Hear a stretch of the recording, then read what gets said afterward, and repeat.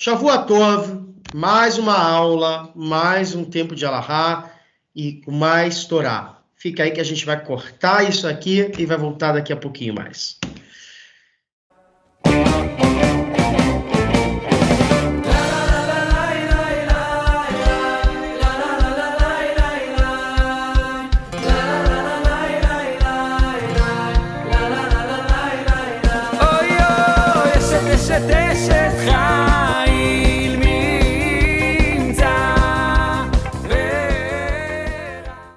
Shavua Tov, gente. A gente vai dividir essa aula em dois temas muito importantes, porque a gente está correndo contra o tempo, tá? A gente tem um mês para estudar as alahot de Pessa, tá? Pessa vai acontecer num cenário um pouquinho diferente que a gente está acostumado, tá? Se vocês ainda não compraram matzá, não deixe na última hora. O corona está atrapalhando muitas coisas e também vai atrapalhar na questão de material para Pessa. Então, quem está em Portugal, vai lá no Portuel, encomendar lá com o Draw, né? Quem está em Lisboa, vai lá no Lisboa ou Porto, vai lá no Corte Inglês, comprar uma caixa de matzá ou encomendar, tá? Compre vinhos, né? Pessa vai ser um pouquinho diferente por causa desse problema de saúde pública, que é uma pandemia no todo mundo. A gente tem aqui uma pessoa. A gente vai falar agora dessa aula, inicialmente falando do Rodesh Nissan. Rodesh Nissan é o Rodesh da Geulah. É a nossa redenção. Até brincadeira mesmo, falando, a gente saiu de Adar e a gente está passando tantos problemas, né? E dizem que a Geulah vai ser vai ter uma nova Geulah.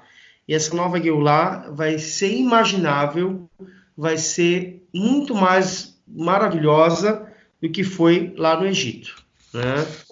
Então, a gente tem que ter emuná, shelemá, que tudo é para o bem. Tudo é para o bem. A gente não está entendendo, está tudo complicado, né? Tem gente lá de quarentena, tem gente que está ficando em quarentena. Aqui Portugal vai entrar, eu espero que Portugal feche as fronteiras logo, logo, porque senão vai ficar uma outra pandemia e a gente tem aqui a Espanha do lado. Nissan é o Rodesh, é o primeiro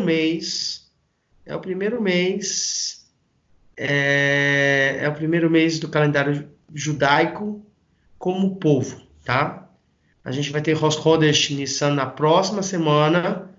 Então, a gente, para começar a falar do Rodesh Nissan, Nissan é o primeiro mês, né, do calendário judaico. A gente tem 4 anos novos, né, que a gente já falou nas aulas passadas, e a gente vai ver que o primeiro ano novo, o ano novo do povo judeu, vai acontecer depois que a gente sai do Egito, no Rodesh Nissan. Então, antes do Rodesh Nissan entrar, a gente vai estar com uma preparação que a gente vai ter as 4 Shabbatot. Né? A gente começou, né, com o Shabbat Zahor. Agora a gente tem o Shabbat Pará, depois vai ter o Shabbat Achodesh. Tem um videozinho lá que eu já expliquei há alguns anos atrás o que são essas 4 Perashiot, e a gente vai botar aqui em cima, ou do ladinho, ou aqui embaixo, um link para vocês acessarem essa explicação que eu dei. Eu estava até mais novo, né? E explicando essa importância dessas 4 Perashiot, essas 4 as porções da Torá, que é quase uma entrada para o mês de Nissan. E a última semana, o último Shabat é o Shabat Hagadol. O Shabat Hagadol é o Shabat que é a véspera do Pessa, de Pessa, né? Então, a gente vai tentar, eu vou tentar falar um pouquinho desses temas, como é importante o Rodesh Nissan. Rodesh Nissan é um mês, né, que começa praticamente a primavera, né? Então a gente vai se preparar para a primavera. Sempre pensa tem que cair em primavera, tá? Como Shavuot tem que cair no verão e como Sukkot tem que cair no outono, a gente tem todas as estações firmadas nessas faixas, nessas datas, que é do calendário lunar e solar. Depois de Purim, a Israel tem um costume muito grande de fazer a limpeza da casa. A gente começa a limpar a casa, depois de Purim, a gente começa a eliminar o hametz, né? A gente tem esse mês todo para fazer a limpeza da casa. Como a gente está de quarentena, então vai dar para fazer a limpeza tranquila para peça, né? A gente tem até aquele humor negro, mas é importante a gente nesse mês, antes o mês de Nissan chegar, a gente já tem para poder entrar em peça com a casa sem hametz. A gente vai falar o que é hametz daqui a pouquinho, quem não conhece, ou quem conhece, a gente vai ver daqui algumas aulas, mas a gente vai estar na CIA, a gente vai saber o que é essa beleza que é essa festa. Para mim, peça depois de Purim é a melhor festa para mim. Tem vários costumes, várias liturgias, mas dentro da sinagoga ou fora da sinagoga, a gente vai estar se adaptando totalmente para a realidade de Pessa, tá? Pessa é uma semana e a gente se prepara um mês para ficar essa semana Kasher LePessa, tá? Então a gente começa a dividir a casa, os cômodos que a gente não usa, a gente começa a limpar, tirar o hametz. O que é o hametz? É a fermentação. Tudo que possa ter entrado hametz. Onde é mais problemático? As mesas de Shabbat, as cadeiras, a cozinha, os quartos, que quando a gente quer comer alguma coisa, leva, né? Então a gente tem que ver aonde tem o hametz. Não é para fazer reforma da casa, pintar. Tem gente que faz isso. Mas o importante de Pessa é tirar o hametz do coração. Não é a gente, como vão, tem que tirar o hametz da casa. Mas o mais difícil é tirar o hametz do coração. Então essa frase é muito conhecida e a gente pouco explora ela. Como é que eu vou tirar o hametz do coração? O hametz é o que cresce, é o orgulho. E a gente, nesse período, a gente não pode ter orgulho. A gente tem que estar bem tranquilo, tem que estar, descer do salto, como o carioca fala, né? Ficar com as sapatilhas da umidade, né? Então, a gente vai ter o Shabbat Gadol. Geralmente, nesses dias, os rabinos vão, nesse Shabbat, que é véspera de Pessa, né? Alguns dias depois vem Pessa, geralmente é domingo ou segunda, logo depois de Shabbat, a gente faz os speech, a gente faz drashot. Drashot em hebraico é um discurso muito importante. Os rabinos vão dar uma mensagem para Pessa. Então é tradicional que um rabino vai falar sobre a importância de Pessa. Então a gente tem esse costume, os rabinos se preparam e sempre tem um motivo muito importante. E aí a gente vai ver, né, que esse costume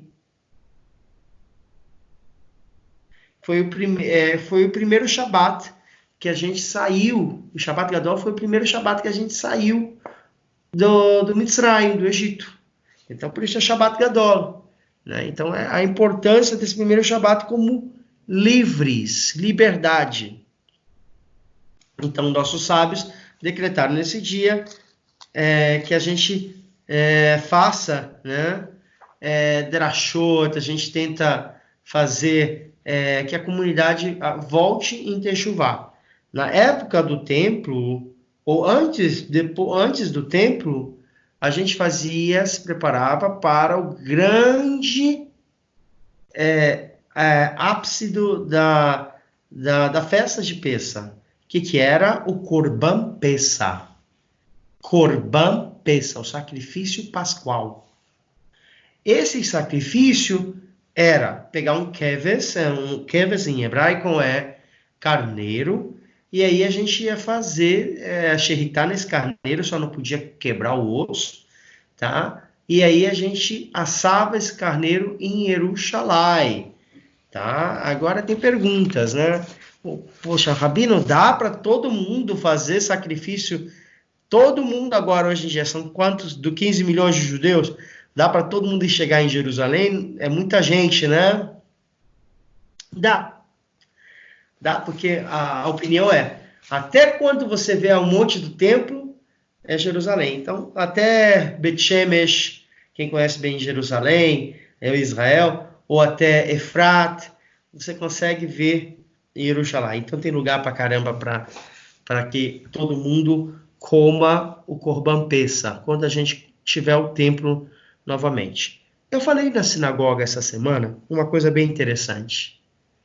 E poucas pessoas se atentaram sobre isso. O Harabait, o local do templo, né? O monte do templo, a sua Kedushá, a presença de Hashem, a presença do Altíssimo nunca saiu dali. Ele repousa ali, tá? Foi prometida por quem? Pelo rei Davi. Quando ele foi, o anjo mostrou o local onde seria a construção do templo. Então ali Deus escolheu aquele lugar. Então aquele lugar em si ainda tem Kedushá. Bevadai, a gente não tem os dois templos, o primeiro e o segundo foi destruído. E era o lugar onde era o lugar mais alto para santificar e purificar não só o povo judeu, mas a terra toda. Hoje a gente tem um problema político, a gente tem Israel, tem Jerusalém, mas a gente não pode fazer tefilot no templo, no monte do templo. E muitos rabinos, de algumas opiniões de alguns rabinos, e essa opinião eu compartilho muito pela minha linha ortodoxa, de visão que a terra de Israel só vai dar frutos quando o seu povo volta à terra de Israel. Não é uma visão diferente, mas é uma visão que eram os profetas, o rei Davi, Abraão, Isaac e Jacó, né? E que Deus prometeu. Então, essa é a visão judaica. Então, a gente não pode pensar que a gente vai fazer tefilá nas nossas sinagogas e o local que Deus escolheu, a gente não pode fazer tefilá. Eu acredito plenamente, se as lideranças, os políticos, o Benjamin Netanyahu, o Badatz, que é o Suprema Corte lá em Israel, liberassem o monte do templo para todo o Shabat o povo judeu ir lá rezar, essa enfermidade que assola não só os judeus, mas o mundo inteiro, ia se cessar. Então, essa é a minha humilde opinião, né? Voltando agora para o tema de Pessa, a gente viu que tem o Corban Pessa, e a gente, essa situação por que o Corban Pessa? O que é o Corban Pessa? Que animal era para fazer o sacrifício? Era um boi? Cordeiro. Cordeiro. Um cordeiro. Era um cordeiro, senhor Rabino. Era um cordeiro. Um cordeiro. Cordeiro. Agora vamos viajar um pouquinho pela história. Eu tive agora, faz 2 meses, em Londres. Eu tive realmente agora em Londres. Faz 3 semanas, mas eu não saí do aeroporto, mas há 2 meses atrás eu estava em Londres. E eu fui no National Museum Britain, um museu britânico nacional, e lá tem peças do Egito. Eles trouxeram muitas peças do Egito.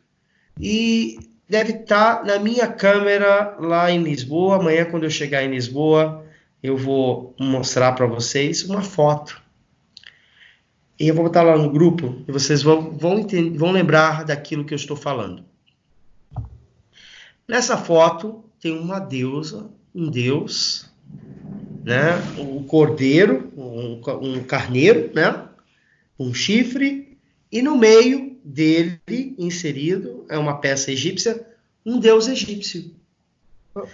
Então, o carneiro, para os egípcios, era uma divindade. Então, o povo judeu sempre fez, né, sacrifícios com quem? Eu peço para quem está entrando agora, só bote tirar o vídeo só, para não atrapalhar a edição depois. Dentro do povo egípcio, era um pecado para a religião deles matarem uma divindade como um carneiro. É como hoje no Egito ou na Índia, a vaca. As vacas vivem tranquila lá, ninguém come, eles exportam carne de outro lugar.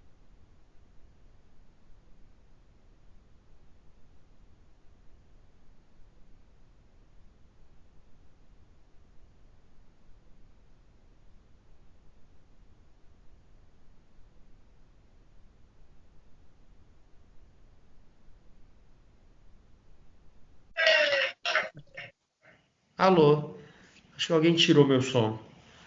A gente não pode, a gente vê que a vaca na Índia não se come, porque é uma divindade. No Egito também funcionava dessa forma. O carneiro era considerado uma divindade. Agora, conexão por quê? A gente vai falar uma coisa. A gente sempre fez sacrifícios de animais, tá? Quem é que fez qual foi o primeiro sacrifício da história na visão da Taná? Abraão. Abraão. Com Isaac, com o filho. Isaac, com o O filho. filho, o Isaac. Foi Isaac com o filho. Então, tanto a Beatriz como o Manuel Bastos, ele vai pensar, vocês falam que o primeiro sacrifício na Bíblia, na Torá, foi Abraão e Isaac. Alguém não concorda?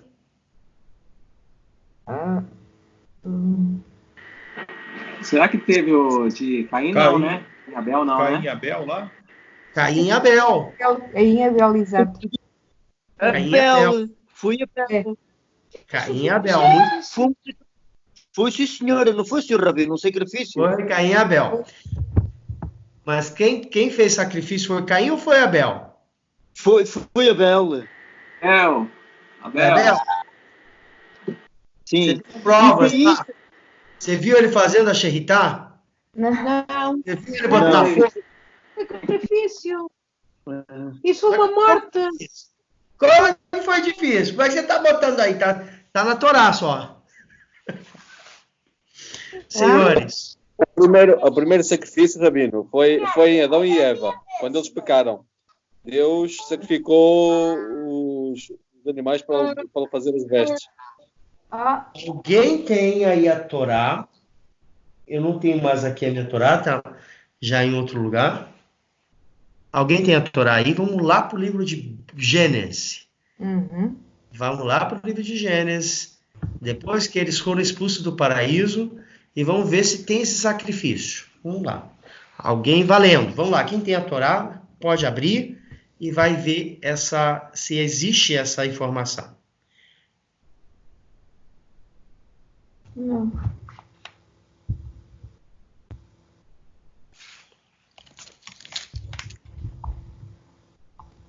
Bom, não existe essa informação. A gente vai ver que existe um Masechet. Masechet em hebraico. Vamos falar todo mundo agora. Masechet. Maseret. Masechet é uma...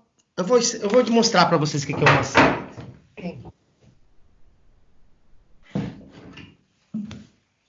Tá? Esse é o Masechet. Masechet é um livro, uma porção de uma coletânea do Shas. Vamos falar Shas. Shas. Vamos falar Shas. Shas é uma coletânea de 24 livros de Masechot, de Masechet. Masechet é coletânea, tá? 24 livros, que um é Maseret e Shas é a coletânea, tá bom? Vocês entendem sobre isso? E aqui está dividido em duas porções, duas seções. O Talmud Yerushalmi e o Talmud Bavel. Esse aqui, que eu estou na mão, é um Talmud Bavel, da Babilônia, que foi escrito lá em Babel. E o Yerushalmi foi escrito na terra de Israel. Existe uma porção chamada Tratado de Rosh Hashanah, Maseret de Rosh Hashanah. Lá vai mostrar todo a Torá oral. A Torá oral que vai contar o que aconteceu com Adão depois que ele foi expulso do paraíso. Quando a gente faz uma coisa ruim, ou quando a gente tem consequências dos nossos atos, né? A gente faz uma coisa ruim, a gente tem consequências dos nossos atos. Uma pessoa não se cuida, ela vai andar na chuva com sapato cortado, quebrado, e a minha vai ficar enxopada, tiver frio, ele vai ficar doente. Então, isso é uma consequência dos meus atos. Porque se eu fosse uma pessoa prudente, eu ia ver se meu sapato estava molhado, ou se estava quebrado, rasgado, ou ia andar com um chapéu de palha, ou chapéu não, como é que fala em português? Chapéu de chuva. Chapéu de chuva. Chapéu de palha é outra coisa no Brasil. O verão. Eu ia me proteger, botar uma capa, mas não. Eu fui inconsequente e acabei tendo uma consequência que foi uma gripe. É a mesma coisa, a gente tem que se proteger hoje com essa situação que está acontecendo no mundo. Adão, ele teve uma consequência. E qual foi a consequência dele? Ter comido o fruto proibido. E lá vai mostrar nesse Maseret toda a história de Adão. Ele antes estava num nível que ele podia ver Hashem, era 70% a 80% de forma de espírito. Ele podia chegar a encontrar a Shekhinah de Akadosh Baruch Hu, mas ele caiu o nível dele. O que Adão fez depois que ele foi expulso do paraíso? Só fez filho. Ele só fez filho. Adão só fez filho? Não, foi trabalhar. Foi trabalhar? É trabalhar! A gente não trabalha também? E a gente não, às vezes, precisa se conectar com Deus? É verdade. Adão foi o primeiro homem. Bem, pois. Então não só foi trabalhar. Deus expulsou e disse para que o homem trabalhava com o seu suor, e a mulher ia ter dores de parto de filhos. Isso aí foi o castigo deles. Uhum. Mas a vida só é castigo? A vida só é castigo? Não tem o lado alegre, não tem as risadas, não há alguma coisa depois de uma coisa ruim? Chora-se. Mas que a vida é só chorar, mulher? Não, chorar e arrepender e voltar. Chorar? Olha, Adão passou quantos anos? Ele viveu quantos anos? 900 e tal anos. 900 e tal. Tá quase tal. Vamos lá. 980. 970 anos. 980. Quem falou? 960, 980. 80. Ou 980 anos. Quem? Adão. Não é 970? Perdão. 970. 970. É 70. Porque Não, é 930, deu 70 para Adão. 930. Deu 70 para Davi.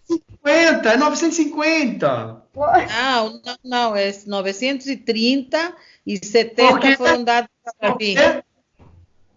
Porque Como é que 900, ele viveu 930 anos, mas ia viver 1000, porque deu 70 anos para a alma de Davi vir ao mundo. Ao rei Davi, Kol HaKavod.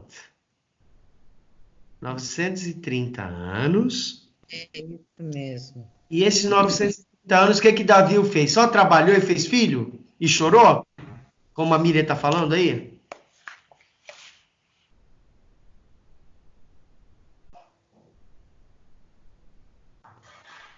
Uma Masechet de Rosh Hashanah vai ensinar para a gente que Davi, ou Adão, passou a vida dele, os 930 anos, tentando voltar ao nível Espiritual.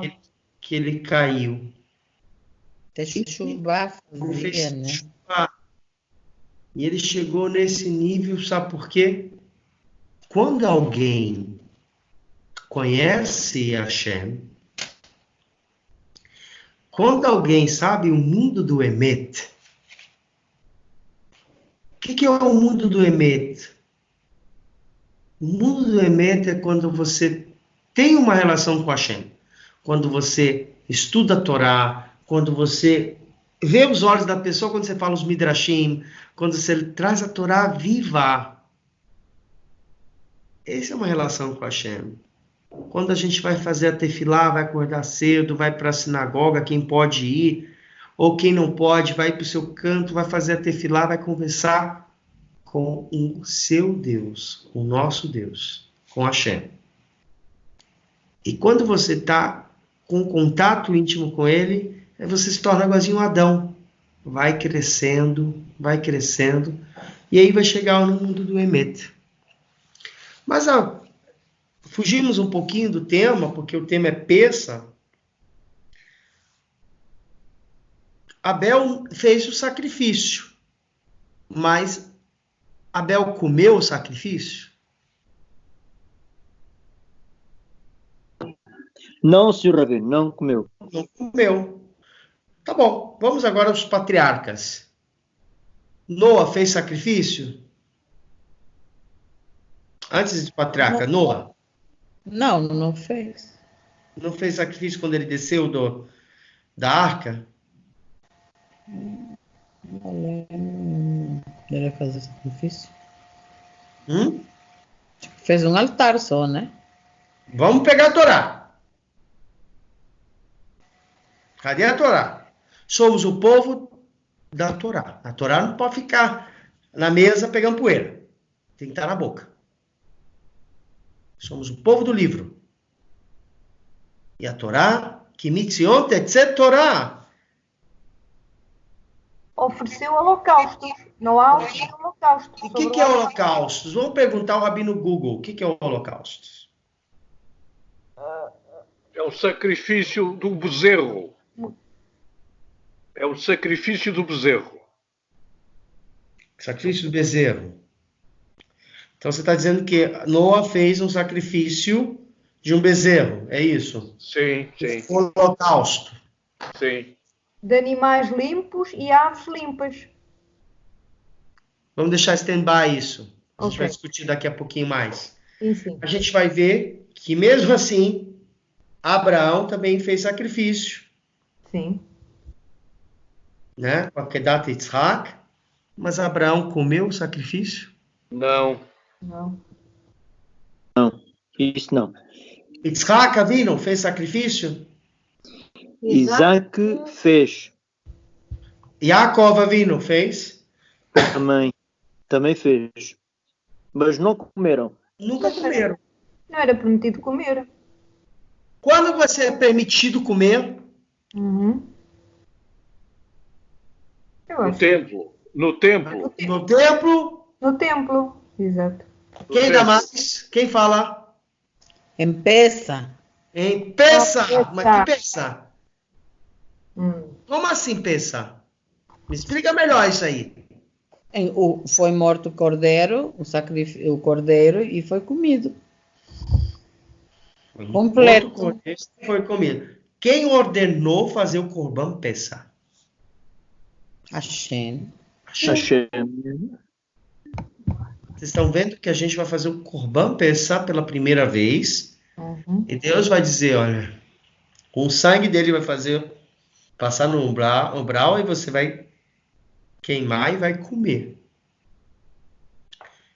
Pela primeira vez, o povo de Israel vai comer um sacrifício. Sim. Se alguém perguntar no Beidim, disser, Rabino, Thiago, Itamar, Noga, Beatriz, Manuel, tantos outros. Alô, Rabino Avram. Presente. Tiago, alguém perguntar Presente. qual foi o primeiro sacrifício que o povo de Israel comeu? Olha a pegadinha.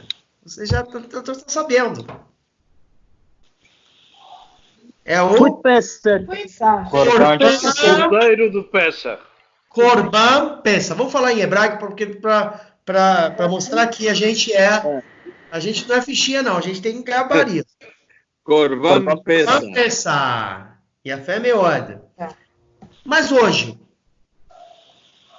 a gente pode comer Corban Pessa? Não pode. Não há tempo. Daí o osso estar no prato do César. E a fé é meoda. Olha, a gente vai achar o Corban Pessa no Shemot 12:3. Quem tem a Torá, por favor, abra no Shemot 12:3. E lê, por favor. Sai da tua terra, da tua parentela. Não, Shemot. Não Bereshit. Não é Bereshit, é Shemot. Shemot. Êxodo. Sim. Êxodo. 12, 13 capítulos. 12:3. Falai a toda a congregação de Israel, dizendo: aos 10 deste mês, cada um tomará para si um cordeiro, segundo a casa dos pais, um cordeiro para cada família. Olha que legal. A gente já está preparando para o Corban Pessa.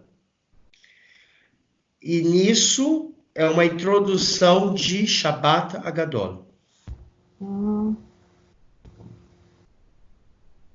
Nesse pequeno espaço de tempo, a gente vai receber algumas alahot aí. Alahot da Sheritá. A gente já falou em aulas.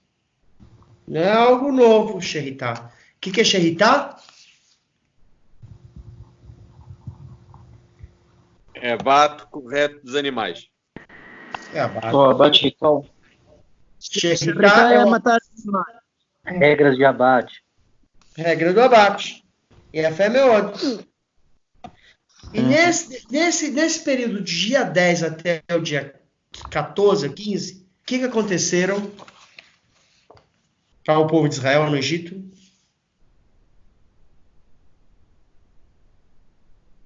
Pá, pá, pá, pá. Pá, pá, pá, pá, pá, pá, pá, pá. Repete a pergunta, por favor. Do dia 10 de Nissan até o dia 5, até o dia 15 de Nissan, o que aconteceu com o povo de Israel? Preparar o cordeiro. Era o tempo que preparar o cordeiro. Então vamos preparar, por favor. O que aconteceu com o povo de Israel nesse período? Saíram do Egito. E o que era isso? Saíram do Egito. Saímos do Egito, mas tudo bem, saímos, a gente saiu. Mas o que aconteceu de maravilhoso? o Sinai? O que é sinais? A morte dos primogênitos e foi poupado os primogênitos israelenses e todos os animais. Israelitas, israelenses não existia. Israelitas. Não eram israelitas, eram hebreus só. Hebreu e a fé, meu, tá boa, tá ótima, tá afinada. Nota 10, queria ter uma filha assim. Gente, aconteceu milagres. Nissim Niflaot. Se alguém perguntar o que aconteceu do dia 10 até o dia 15 de Nissan, vocês vão dizer milagres. Milagres. Sim. E aí a gente vai botar o nome dessa palavra mais bonitinho. Como é que eu comecei essa aula? Falando da Zalahut. Geulah. Ah. Então, do dia 10 até o dia 15, aconteceu a Geulah. Que foi a saída do povo de Israel do Egito. E os nossos sábios disseram que essa Geulah do Egito ia ser uma coisa fichinha para Geulah final. Vocês estão entendendo o que a gente está vendo agora? A gente está vivendo um período de Geulah. E o povo, algumas pessoas não acreditaram e ficaram no Egito. Mas as outras saíram, acreditaram do dia 10 até o dia 5, ou até dia 15, o povo de Israel saiu. Então, dessa data, que é o Shabbat Gadol, começa o período do nascimento do povo de Israel. Eles vão deixar de ser hebreus e vão se tornar israelitas. Né? Então a gente vai ver que no Shabbat Gadol é uma introdução. Bevadai, a gente começou... Rabi, desculpe interromper. Podia falar melhor um pouco sobre a diferença entre hebreu e israelita? Sim. Qual a diferença concretamente que eu nunca entendi? Eu nunca entendi muito bem essa situação. Vamos ver se você vai entender agora. Isso é o que eu queria. Vamos ver. Não prometo nada, Brinéder. Vamos ver. Foi a mesma dúvida que eu tinha há muitos anos. Há muitos anos. Também eu há muitos anos. Senhores, é muito fácil. Ok. Vamos voltar para o livro de Bereshit.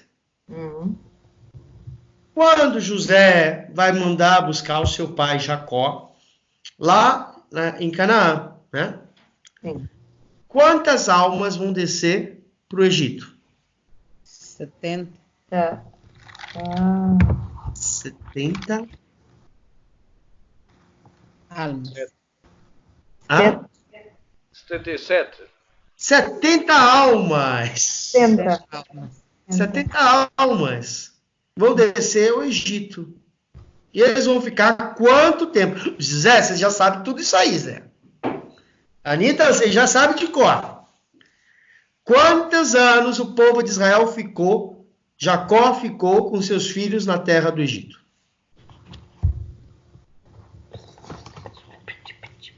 40 anos. 40 anos? Errado. Quem falou isso? Eu. Eu quem? 210? É isso. 210 anos. 210. Ô, Zé. Olá, Zé. Quanto tempo Desculpe. o povo ficou no Egito? 210. Era 210.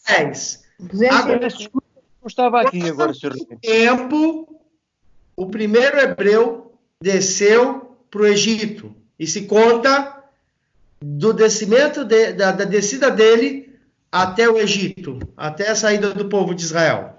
Que é do José? Não. Então de Jacó. Não. Quem está escrevendo 400 aqui? Não. Eu quero ouvir, não quero escrever. Foram 400 Não, é- anos Ah, escravos no Egito. Primeiro que foi para o Egito.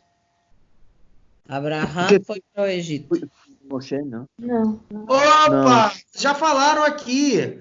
Abraão, a Nora falou, aqui também escreveram. Desde o primeiro o primeiro hebreu, foi Avraham.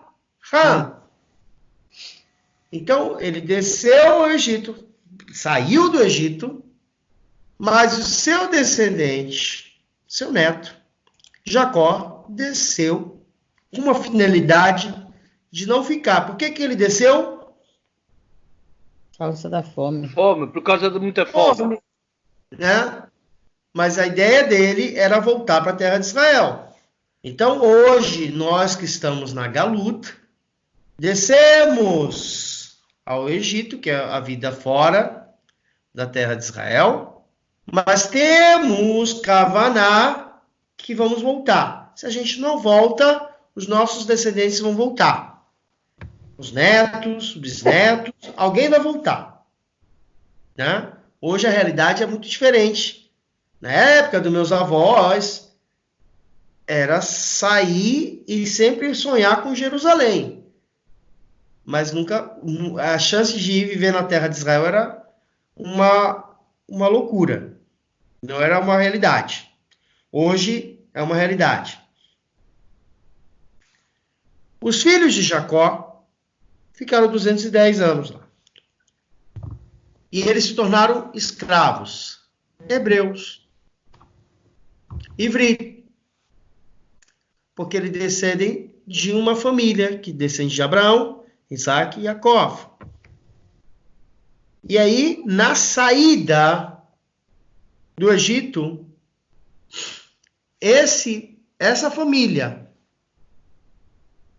que era um grupo de famílias, né, um povo, vai se tornar uma nação no Har Sinai.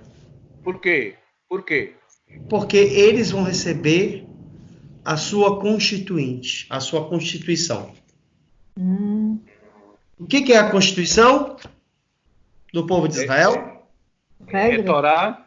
É a Torá! É a Torá! Então, antigamente, esse povo não tinha a lei. Eles viviam em base da Torá, de uma Torá oral, de tradição oral, de costumes. O papai fazia assim, o papai Jacó fazia assim, o avô Isaac fazia assim, e o bisavô Abraão fazia isso. Eles eram profetas, mas eles não tinham a lei organizada. Com Moshe Rabbeinu, no Mar Sinai, eles vão deixar de ser um povo e se tornam um povo, uma nação. E aí essa nação vai se tornar a nação Israel. A nação Israel, que vai ser os israelitas. Só depois da revelação da Torá no Sinai. Só depois desse momento. Depois do Matan Torá, que é a revelação da entrega. Já entendi. Né? Entendemos? Já entendi. Também entendi. Tá E a bom? nomenclatura de judeu, Rabino? Só para esclarecer, no geral. Quando que o povo de Israel começou a ser conhecido como povo judeu? Boa pergunta, muito bom. Vamos agora seguir o raciocínio. Quando que vai aparecer a palavra Yehudi? Nogá, você sabe.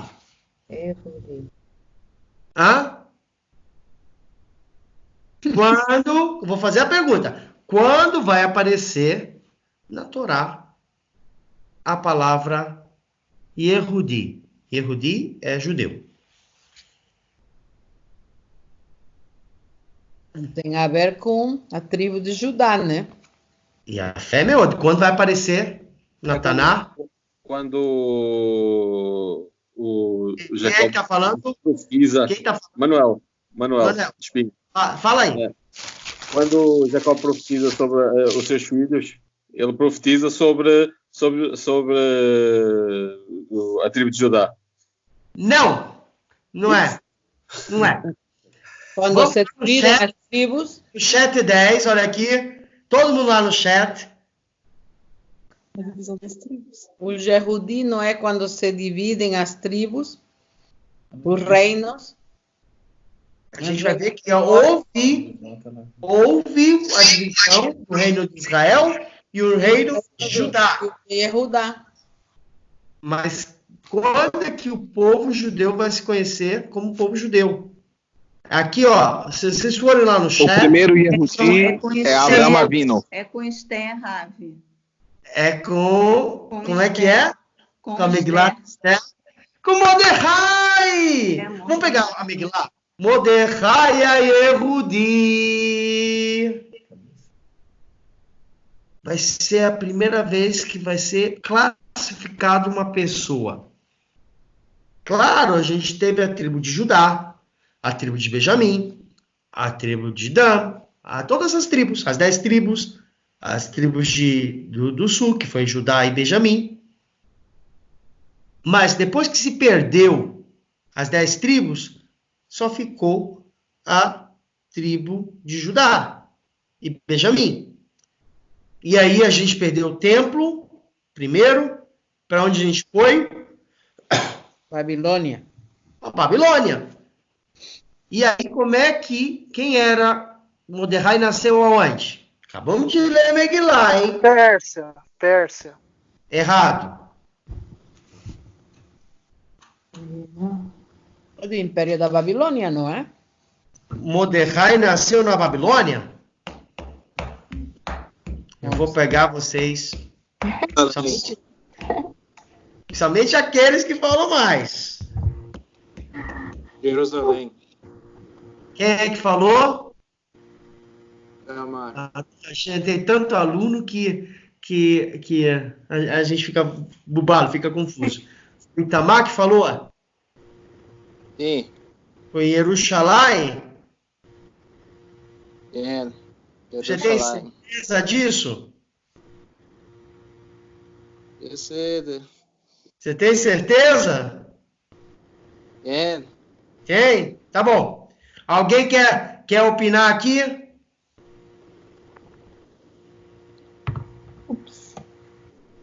Beatriz, Nogara. Outro país? Mordecai, quando houve o período da Megilá Esther, ele estava no Império da Pérsia. Mas onde ele nasceu, mulher? Mas, se fizer as contas, 70 anos durou o Império da Babilônia. O exílio. O exílio, sim. Na Babilônia foram 70 anos. Ele era da tribo de Benjamim. Quantos anos ele estava no primeiro rei que derrotou o Nabucodonosor, o Império da Babilônia, né? É o primeiro, Asasperos. Depois vai vir Ciro. Pera. Ele foi o Nabucodonosor conquistou Jerusalém e levou o povo exiliado. Exato. Sim, né? Mas o próximo, quem o derrotou e o retirou foi o Asasperos. É o Império Persa. Mordecai nasceu em Jerusalém. É. Então ele era bem velito já, né? Quando aconteceu a Megilá Esther. Ele já era um senhor. 70 anos tinha o exílio. Ele pode sair de pequeno, Chiquito. Não é? Ele não pode ter saído pequeno. Então conta que idade tinha. Agora eu estou curioso. Não sei, isso aí eu não sei. Qual o Masechet que vai contar a história de Esther? Masechet Ta'anit, tá? O capítulo, como é que fala? O livro de Ta'anit. Tá. Vai falar toda a história dos jejuns e também a história de Esther. Mordecai a Yehudi. dali a gente vai ver que nasce um povo que é descendente da tribo de Judá e também de Benjamim, que se uniram. E por causa disso, o povo de Israel se manteve como o povo de Judá. Yehudá. Yehudi. E aí a gente vai falar Yehudi, judeu. Então, todo mundo... Eu tenho uma dúvida. Pois. Aonde que andava a tribo de Levi? Porque, se eu não me engano, a tribo de Levi não foi para o norte. Ou foi? A tribo de Levi sempre ficou na região de Jerusalém. Ela não foi para o exílio? Não, ela foi.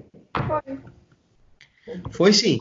Mas, então, na verdade, você tinha 3 tribos ali. Mas quando se fala do povo judeu, a gente vai também botar os levis, que também são os coens, tá? Na categoria do povo de Yehudá. Porque também teve levis também lá para Israel. Você está entendendo? Eles não tinham terras. Então seria uma parte da tribo então seria uma parte da tribo de Levi que foi e outra parte ficou.